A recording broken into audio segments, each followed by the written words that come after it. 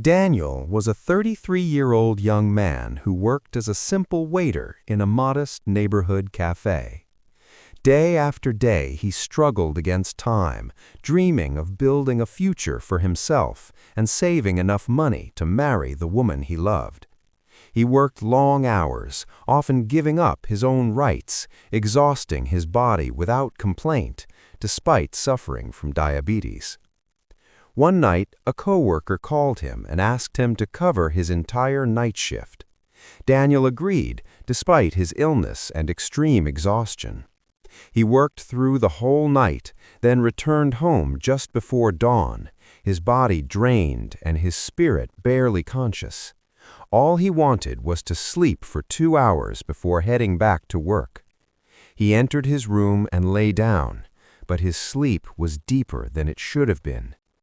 Hours later, his mother tried to wake him, but he did not respond. At first, she thought it was normal due to exhaustion, but when she turned him over, she noticed his pale face and cold skin. Fear gripped her heart, and she immediately called a doctor.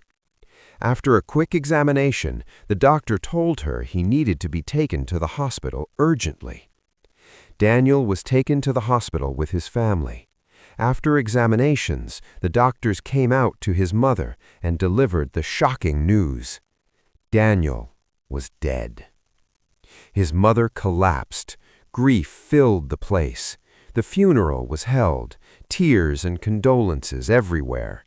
The documents were prepared, a death certificate was issued, and burial procedures began. But poverty was present even in death.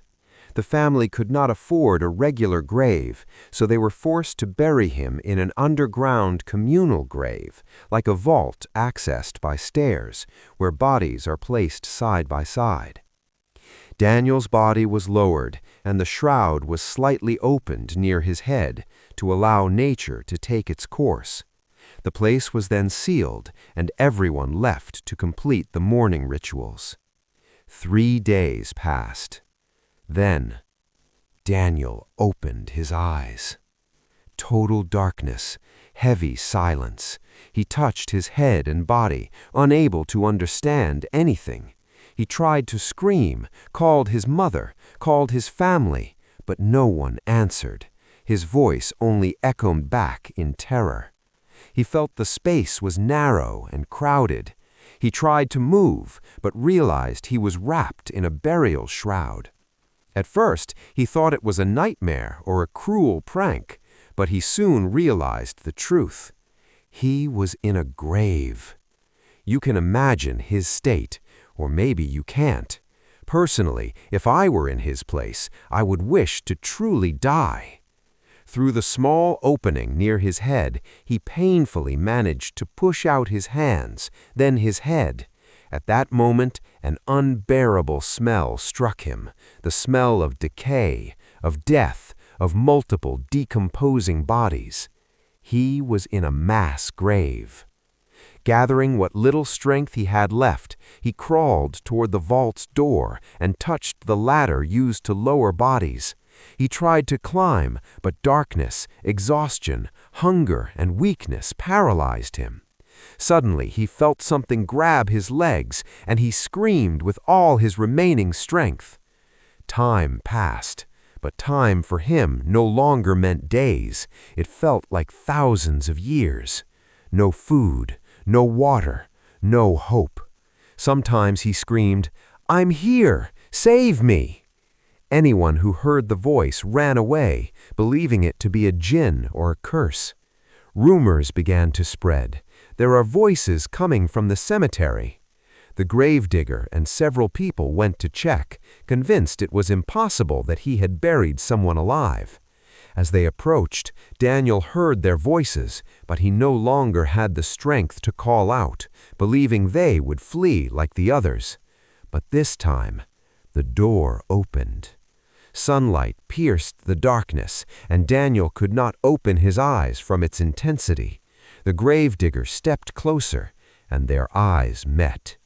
In that moment, the gravedigger dropped dead from a heart attack. Shock overwhelmed everyone. The figure before them was no longer a 33-year-old man, but someone who looked over 60, his face eroded, bones protruding, his features marked by years of suffering. A woman among them gathered her courage and handed him a cloth to cover himself. An ambulance was called, and he was taken to the hospital. There, everyone was horrified, especially those who had attended his funeral. His mother arrived, and the moment she saw him, she suffered a fatal heart attack. People began to distance themselves from him, fearing him. Even the woman he loved abandoned him.